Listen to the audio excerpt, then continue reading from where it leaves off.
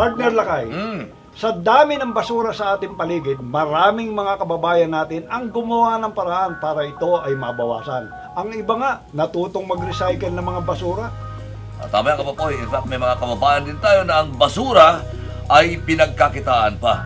Nabawasan na ang basura, naging paldo pa ang bulsa nila. Meron tayong kasibihan, may pera sa basura. At meron din tayong kakilala na ginawang koleksyon ang obra niyang mga basura. Yan si Ka Mario Malyari. Ang mga patapon na metal, ginawa niyang mga obra. Kung paano ito, tara at pasyalan natin kung ano ang hataw na ginawa ni Ka Mario. Mario! Mario! Mario! Mario!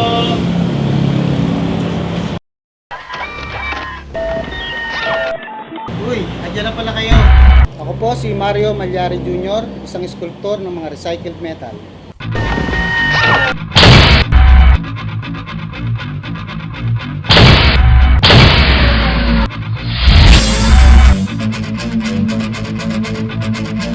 Malaking problema sa ating bansa ang kabi-kabilang basura.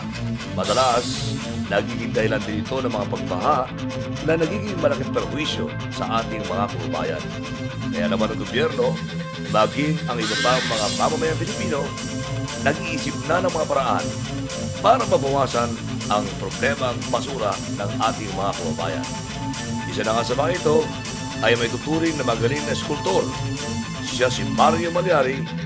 Katunayan, dinayo nga siya ng ating programa. Mula po sa mga patapong metal ang materyales na kanyang ginagawang obra. Metal na nagmula kung saan-saan. Mula man ito sa sasakyan o mga gamit sa bahay na gawa sa metal na may tuturing na basura o patapon na. Ang tawag po sa ginagawa ko ay metal sculpture, recycled metal arts na nanggagaling sa mga scraps. Binubuo para maging isang art or pyesa na pwedeng itago at i-display. Ito po ay buo ng mga pyesa na galing sa mga kotse, sa mga sirang plancha, sirang appliances, normally nanggagaling sa mga junk shop. Sa simula, para kay Mario, ito ay hobby at katuwaan lang. Subalit kanyang mga nilikha, ating mga kababayan, ito ay kanilang hinangaan. Nag-umpisa po ako dito sa hobby, siguro mga 6 months. Nakatuwang ko lang yung mga pyesa na galing sa bodega, binubuo. Nung nakita ng mga tao, natuwa sila, tinuloy-tuloy ko na po ang gawa. So nakaipon na ako ng maraming pyesa sa ngayon. Kanyang mga nagawa, buong pagmamalaking ipinakita sa ating programa. Kung gusto niyo pong makita ang iba ko pang magagawa, halika po kayo, punta tayo sa ating showroom.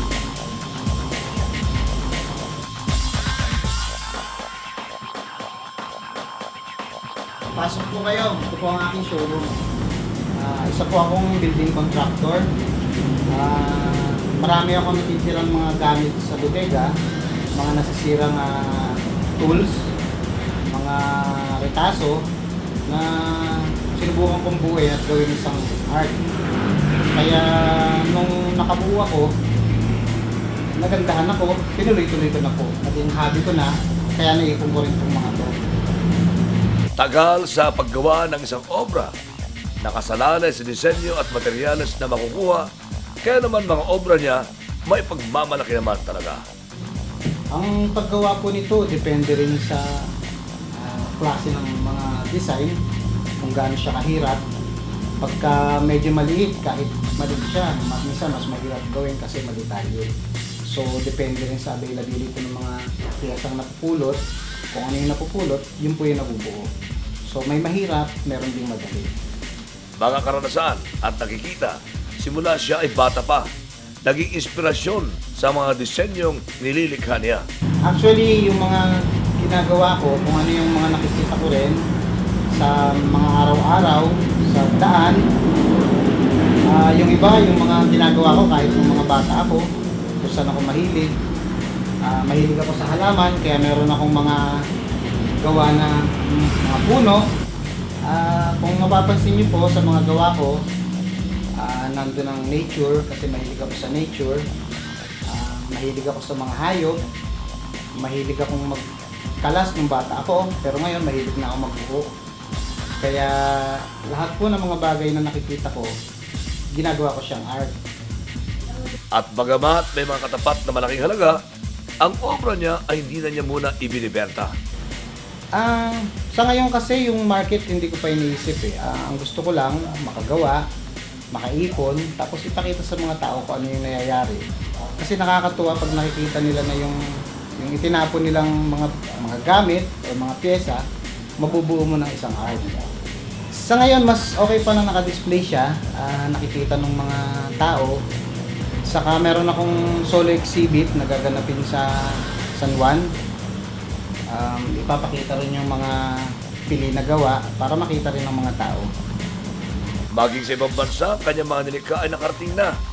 Subalit para kay Mario, mas gusto niyang ipakita ang kanyang talento sa bansa natin mismo. May isang kaibigan ako sa Australia na nagustuhan niya yung gawa. Pinadala ko sa kanya. Ngayon, niyaya niya akong doon na raw ako pumunta para gumawa.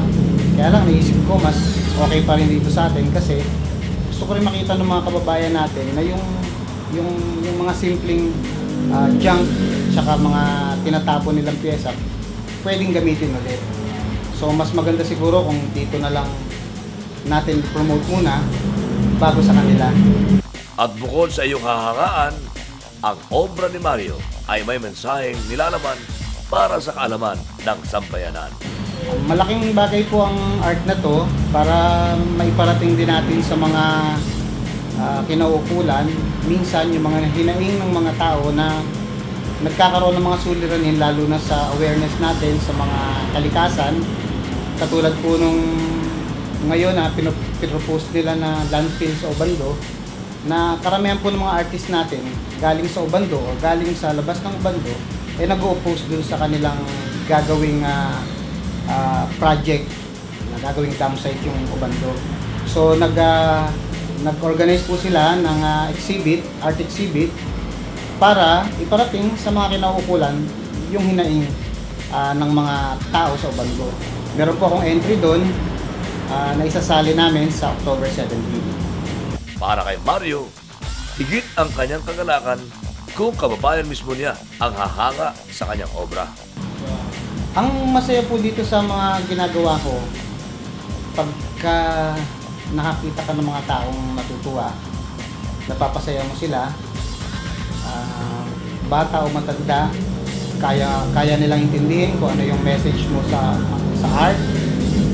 Saka sa mga artist po na kagaya namin, malaking bagay yung naiintindihan nila. Saka natutuwa sila dun sa mga gawa namin. Hindi kayang palitan o kayang bayaran ng pera. Isa pa, nakakatulong kami sa awareness ng mga tao tungkol sa pagre-recycle at sa pagtatapon ng mga bagay na pwede pang magamit. Si Mario Malyari, Pilipinong eskultor na may pagmamalaki. Mga patapong metal na basura, naggagawa niyang isang obra maestra. Sa mga alagad po ng sining na kasama ko, nagsisimula man tayo o mga matatagal na, ang masasabi ko lang po, sana ipagpatuloy nyo lang inyong ginagawa sa paglikha ng mga sining na makakatulong para ibigay ang mensahe sa ating mga mamamayan, mga kababayan. Tuloy lang po ninyo kung anong ginagawa nyo. Kailangan ng konting tiyaga sa lahat ng mga likha para mai-promote din po natin ang ating sining.